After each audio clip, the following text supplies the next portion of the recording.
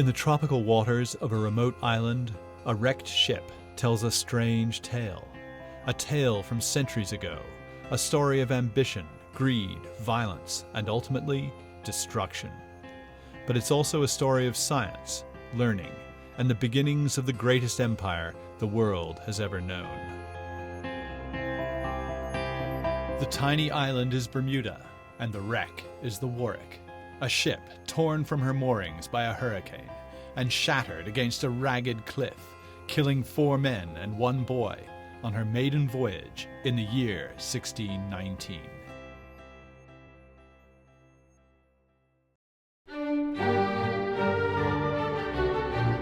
The ship's owner was Robert Rich, Earl of Warwick. The Earl was an adventurer and brought the first slaves to Bermuda. They were skilled men who knew how to cultivate tobacco. They were men the Earl had kidnapped from Spanish plantations in the Caribbean. So Robert Rich owned a lot of ships, and those ships were used for both privateering expeditions but also as cargo or merchant ships which were sent to different colonies. The Earl claimed the Warwick was a peaceful vessel, a supply ship, bringing provisions to the brave settlers of Bermuda and Virginia's Jamestown colony. But 4 centuries after the Bermuda sand had covered the wreck and people had all but forgotten her, the Warwick is rising again, and the story she tells is very different from what the Earl had said. In this telling, Bermuda's first governor, Nathaniel Butler, who was a passenger on the Warwick, and perhaps many other prominent early Bermudians, may have been in complicity with piracy. Okay, the plan for today is me and Veronica, we're continuing the profiles. Maritime archaeologist Piotr Bodzikowski and his international team of maritime archaeologists, scientists, and students are excavating the Warwick, trying to uncover the secrets of a ship long dead. Their archaeological objectives will not be easily achieved. Working underwater is exhausting, even in the beautiful waters of Bermuda. You have to stay in one position for sometimes hours at a time, recording and mapping the site. A lot of times you get cold, you get hungry, you can't communicate with your teammates because underwater the communication is so much more difficult, and sometimes you get frustrated, you can't finish your job, and you have to go back and redo things over and over again. To uncover the wreck, the Warwick team started with underwater dredges. The wreck had been partially uncovered before, in 1979, by the Philadelphia Maritime Museum and Bermudian treasure hunter Teddy Tucker. No gold was found, but parts of the wreck were sketched and artifacts were recovered. Now, Bodzikowski's team aims to do a complete and in-depth analysis of the entire ship. A dredge is a large hose that sucks up sediment off the wreck. We very gently brush away at the sediment that is over the top of the timbers, and it sort of flows away and gets sucked up by the hose. Sometimes when this happens, the visibility around the wreck just goes completely dark. But if the Warwick's secrets are to be uncovered, the team must construct a virtual recreation of the ship, a sort of genetic clone based on the wreckage. For this, their measurements must be exact. And essentially we put all those into a computer program and essentially compute the whole matrix together in what's called a sort of best fit, using best fit algorithms. Even if you understood all that, the goal still seems ridiculous. No one knows anything about the Warwick. No plans exist. There is no record of when she was built, or where, or who built her, or really, even why. So how can you recreate an entire ship from almost nothing? Just a few centuries-old planks and some ancient historical records giving her name, the date she sank, who was on board, and who owned her, is about all that is left. Yet hope springs eternal.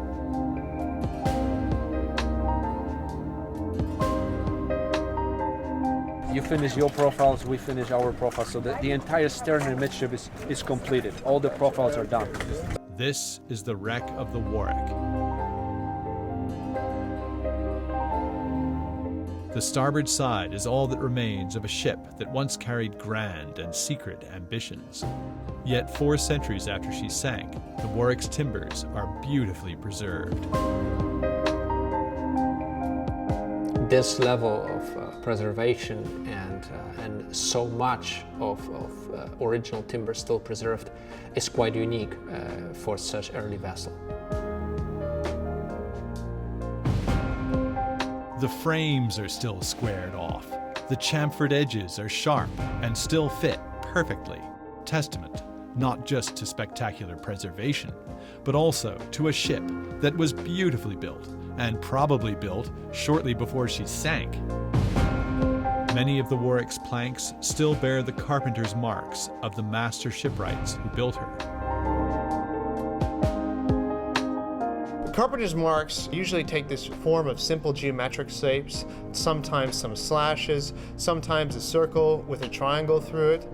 These marks can tell us where a beam was located or where the midship frame of the ship was.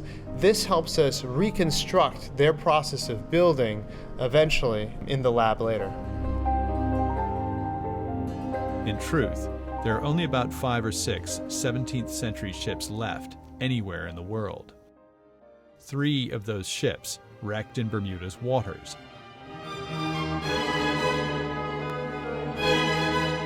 They were the Warwick, the Sea Venture, and the Virginia Eagle. All 3 were from a fascinating era of shipbuilding. This ship and ships like it were at the frontier of the technology. These were the most advanced structures built by men at the time. In the 1600s, European powers were locked in a brutal and deceitful contest for wealth and power.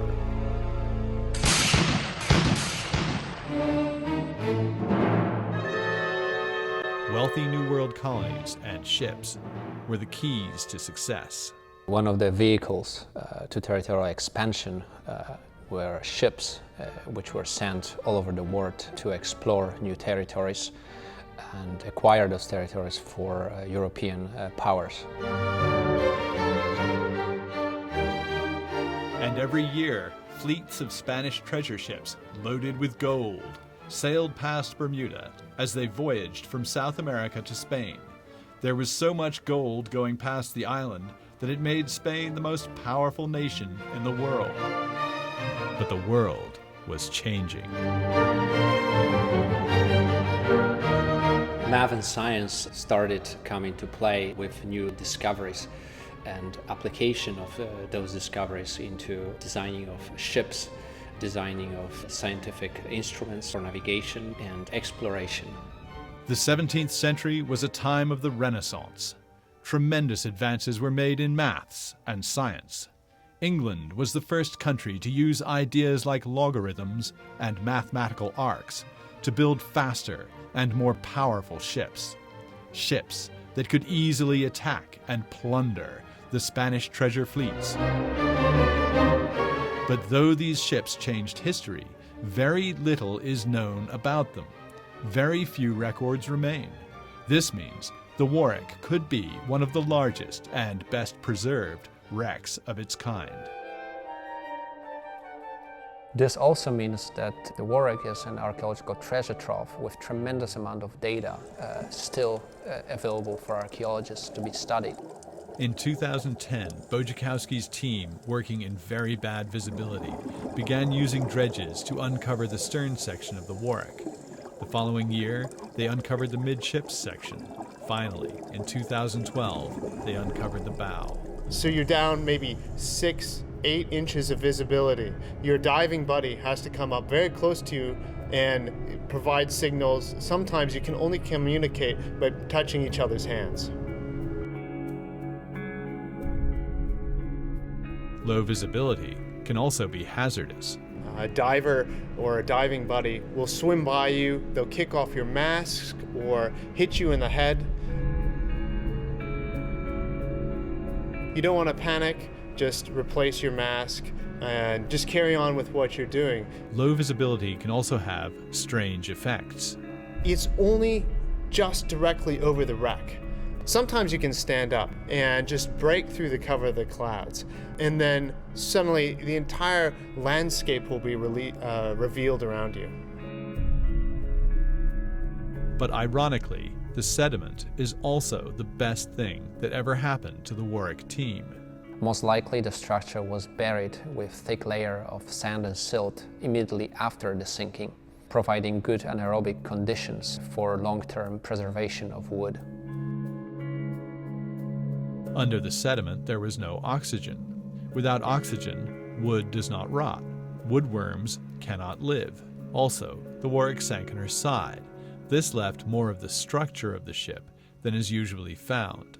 A lot of times what we have is only the very bottom of the vessel. Here on the Warwick, the entire starboard side of the ship is still preserved. From the point where it broke at the turn of the bilge all the way to a first deck. This meant the team could determine where the decks were, where the beams went, in short, how the ship was built. But doing it required a tremendous amount of detailed excavation, people, and gear. That meant time and money, yet both were in short supply. The team had only about 8 weeks each summer to finish everything. And in a few short weeks over the last 3 years, we've been able to put a team of about a dozen people on the site and soak up all that information that's been sort of embedded in that structure since the day that the keel was laid, sometime in the early 1600s. The process starts by creating a map of the ship's remains, but underwater it's much harder than on land. Lasers don't work. You can't bring your computer. Most things just have to be done by hand. Professor John Adams of the University of Southampton in the UK starts by doing it the same way the 17th century shipwrights did, drawing by hand, a method he actually prefers. If I draw it, two things happen. First of all, if I can draw it, I know that I've understood the three-dimensional relationship of the timbers that I'm looking at. And secondly, something quite remarkable happens cognitively. I don't know why, but if I draw it, I remember it.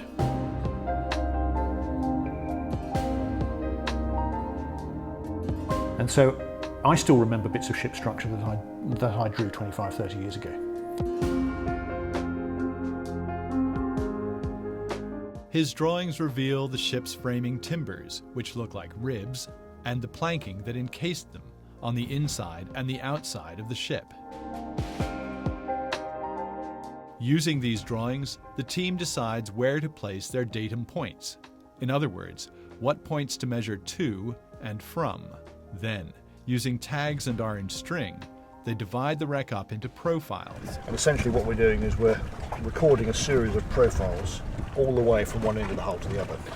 Then, the divers start measuring the datum points. So basically, this is for profile number 10. It had 3 tags. So from each point, 10A, I take measurements, as many as I can, to all the other tags, creating this big elaborate web. When we record a shipwreck, we're making a map of the wreck. We do this in teams. Each diver goes down and is mapping their own small section. The next step is that you go and you lay a baseline out. This is simply a tape measure that you stretch along a feature, such as the edge of a plank. The main process of recording the wreck is to take offsets from this baseline, measuring the thickness, the depth, the width of each of the planks that you're working with. The data is then transferred to a computer. At the end of the process, we piece each section together and create a mosaic of each of these areas. This creates a beautiful map of the entire ship. Then, the team tries to discover if the Warwick was built using the mathematical and scientific ideas of the Renaissance, or if it was just a traditional ship, constructed by artisans who built by eye and never used plans or science. The next step is to take all the drawings of the Warwick and compare them to the manuscripts, primarily Matthew Baker's works on shipbuilding.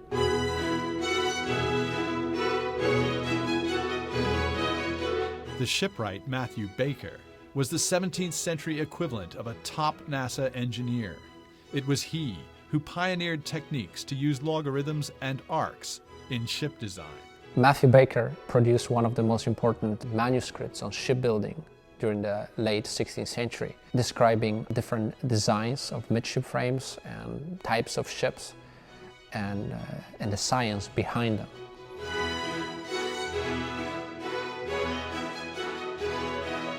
It was called the three-arc method. There was the bilge arc, the futtocks arc, and the maximum breadth arc. The new English ships were all built using these standardized logarithmic principles. This, for the Warwick team, is the key to success, because records still do exist for other ships that were built using these standard techniques. By comparing what we have and what we don't to different drawings and designs, we'll be able to discover what is missing and hopefully recreate the remaining portion of the bottom and port side of the vessel. Standardized ship design meant that once the English hit on a good design, they could use it to build several ships in the same way.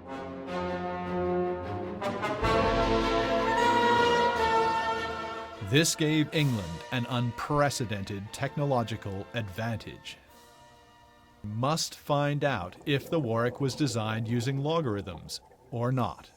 If it was, the Warwick wreck becomes far more significant. But even before the data is in the computer, the team realizes there is something wrong with the ship. For one thing, the Earl of Warwick had always insisted it was a humble supply ship, nothing more. But a lot of things that we discovered so far don't match. For instance, why a ship like that, ordinary supply vessel, would carry such powerful armament. The more the team dug, the more weaponry they found.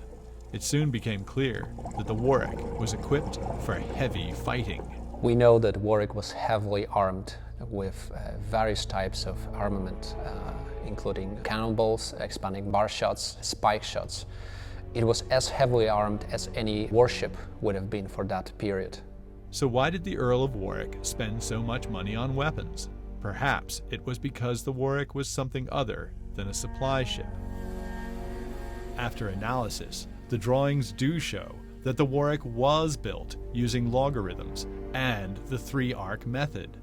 That, and all the weaponry, made Bodzikowski's team believe the Warwick was no supply ship. Rather, it was a vicious gunboat. It is very likely that ship maybe carried a letter of marque, and after first part of the voyage was complete, maybe the ship was ready to attack other vessels. A letter of marque was written permission from a European government to attack the ships of its enemies. But England was not at war with Spain in 1619, so the Earl of Warwick could not get a letter of marque from his own government. However, this may not have been a serious problem. A lot of English captains would still prey on Spanish vessels, obtaining letters of marque from other places, perhaps from the Dutch or from Duke of Savoy. It wasn't really legal, but it was easy. Furthermore, because of the Atlantic Ocean's wind and currents, the Spanish had no choice but to sail past Bermuda. We'll be bringing up another concretion from the gun deck, which is the topmost level that we have preserved on this shipwreck. Concretion is the archaeological term for what is left of the weapons and other metal artifacts on ancient shipwrecks. It definitely came from the gun deck, so should have some interesting armament stuck in there. Underwater, metal artifacts get covered with a shell of coral. Over the centuries, the metal disintegrates, leaving only the coral shell. This is called a concretion. Bodzikowski explains. The metal is completely gone from inside. You have the void. This is all corroded metal that can be easily removed. This is all corroded. But what happens with concretion is that concretion preserves the exact shape of the object that originally was here, we can pour epoxy and cast the object that once was inside, then remove the concretion and have the exact replica of the object, but made of epoxy. But underwater, the encasing coral also sticks to everything around the artifact, which makes it very hard to remove. I was chiseling around the concretion that we're pretty sure is spike shot, which is a cannonball with two pointy ends on each side. One of the hardest parts is finding where to chisel, especially when once you get going, you have debris, your visibility goes down. The Warwick has yielded a lot of concretions, but getting them off the bottom and into the boat in one piece can be challenging. You have to be very, very careful when raising concretions. It's difficult to tell sometimes how fragile they actually are. First, the divers carry the heavy concretions to a point directly under the barge. Under the barge, the divers either swim them to the surface or use a lift bag. Once above water, the concretions become even heavier than they were underwater. Once it hits above the water, all of the forces of gravity are pulling it down much harder, and we have to lift it up, and it suddenly weighs 10 times, 20 times what it weighed in the water. Once on board, the concretions are immediately placed in water to keep them from drying out. Everything that I'm pulling up after this moment is significantly larger than the one that I just pulled up. So just be prepared, because they're going to be much heavier. And a lot more concretions do come up. The team is constantly busy lifting and carrying heavy, delicate objects. Over the course of the excavation, the concretions have yielded a treasure trove of epoxy artifacts, plastic ghosts from the past that describe the lives of common people, long forgotten. What general public considers as treasures. Usually they think about, gold, silver, precious metals, but to archaeologists, treasures usually are, very common artifacts. The greatest treasure discovered on the Warwick was nothing more than a small piece of wood with increments on it, like a ruler. But this small artifact told a surprising story. Today we know that this small piece of wood with tiny increments is actually a plane scale, perhaps the earliest plane scale ever found on a shipwreck. It was extremely advanced navigational instrument of that time, and the one found on the Warwick actually predates the publication of the first manuscript of how to use a plane scale. Whoever owned the plane scale was no ordinary navigator. He must have been at the top of his field, not at all a man that you might send on a supply mission. This suggests that the mission of the Warwick was not just ordinary mission.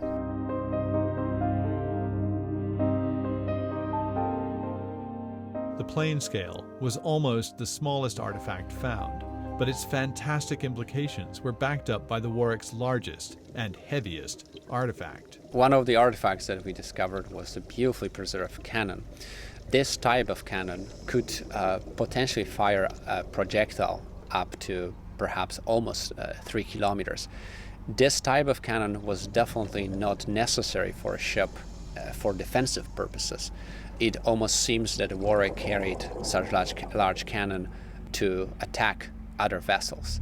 If your ship was faster than any Spanish ship, you did not need a cannon like that for defense. All you had to do was sail away from your attacker. Also, the Spanish had no cannon that could match that kind of range. But if lifting concretions was tricky, try picking up a 15-foot cannon. To raise the cannon, we put several heavy straps underneath of it and tied them off to a hook from a crane barge. Originally, you could see the cannon. It was lying there in the sediment, just barely covered at its ends. But as we worked to secure all the fastenings, the sediment moved in and everything blacked out. I was filming the cannon at the time, and so as it began to raise, I started to follow it up through the sediment cloud, and there's this sort of magic moment where the cannon itself broke through the cloud. You could see actually the sediment sort of streaming off the surface of it, and it rose up through the sparkling blue water. It was really a beautiful moment. Despite its terrible purpose, the cannon does have a certain graceful beauty, and it should. English naval cannon of this type were the best in the world, with far greater range and accuracy than Spanish cannon. The recovered cannon seems to confirm what appears to have been the Earl of Warwick's real plan, to plunder Spanish treasure ships. In fact, he may never have intended for the ship to go to Virginia at all. So far, we found no evidence that the ship was actually intended for Virginia.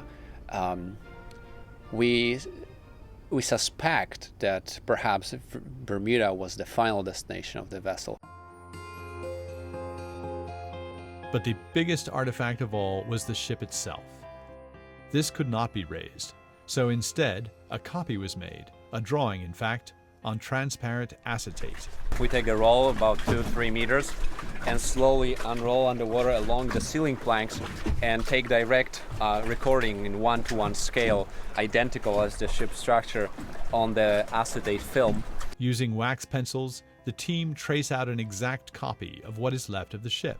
This is the best and the most precise way to record all the irregularities of the ceiling planks, all the fasteners, treadles, nails. This is the best and the highest standard of recording that we have right now.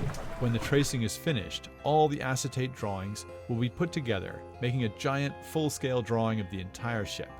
This could be the most spectacular artifact of them all, and will add to the tremendous amount of information Bojakowski's team have uncovered. The team's data shows that what lies on the bottom is about 70% of the Warwick's starboard side. We now know that the original ship was about 22 meters long. It was a very fast design, with heavy armaments and advanced navigation capabilities. Most importantly, the ship was built using scientific principles.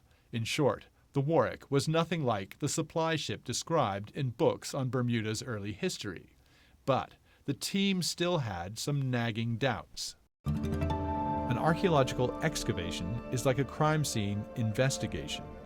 Everything has to be examined, even the ship's genetics. What I was doing was taking cross-section samples with a handsaw, hard work. Nigel Nailing from the University of Wales is a dendrochronologist. He can take a 400-year-old piece of wood and tell you what kind of tree it came from and when and where that tree was cut down. The reason for this is that we can look at the pattern of tree rings in the timbers and be able to identify very precisely the date that the trees that were cut down to produce the timber used in the ship. Up until Nailing came along, the Warwick team did not have much really solid proof for their version of the Warwick story. Nailing could easily prove them right, or very wrong. What if this wreck was not even the Warwick, but instead some other ship from some other century? With all this in mind, Nailing took his samples back to his hotel room. I'm looking at a crosshair, which I position at the beginning of each annual ring. And by clicking a mouse, I can record very precisely the width of each annual ring to the nearest 10 microns, 1/100th of a millimeter. With this information, Nailing can determine when and where the tree was cut down. That's because different climates make different ring patterns. We can get trees of the same species growing in the same climatic zone to match against each other because they respond in similar ways to the same climatic conditions. With this fact in mind, dendrochronologists have been working for decades building tree ring chronologies that span centuries. We've had to construct chronologies, starting with living trees and then working backwards using timbers which survive in historic buildings, and as we work even further back in time, archaeological sites and subfossil trees surviving in waterlogged conditions. Nailing has compared the Warwick's ring patterns with those in the chronologies and found a smoking gun. We've been able to identify that those trees were felled in the winter of 1616. That means the ship must have been a fairly new ship when it sank in 1619. And we know that the timbers from the ship were growing in southern England, most probably in the southeast of England. That probably proves that the ship was also built somewhere in the south of England. The quality and density of the material employed in the interior of the construction suggests she was quite heavily built, perhaps a reflection of the fact that she might also have been carrying significant quantities of artillery, i.e. guns and cannon. With Nailing's evidence, the Warwick team's theory is very hard to deny. It seems the Earl of Warwick was bent upon nothing more than piracy. Perhaps he had a letter of marque, or perhaps he did not. But the Warwick was no ordinary supply ship. You could say that Warwick was definitely armed to combat any enemy encountered. There was far too much weaponry on board. The cannon were far too advanced. The navigational instruments were far too sophisticated. The Warwick was a cutting-edge technological achievement for its time. You don't load a ship like that with mooing cows and farm tools. Because of the North Atlantic's wind and currents, the Spanish treasure fleets had no choice but to sail past Bermuda, a fact the Earl must have known very well.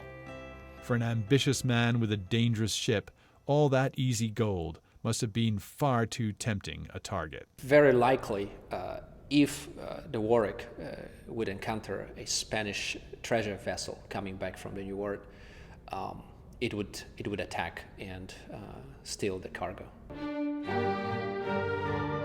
Using everything from pencils and tablets to computer-assisted design, the Warwick team have opened an ancient window, giving us a view to a ship, the Earl who owned her, and how a hurricane shattered his dreams. The work of the Warwick team also raises some questions.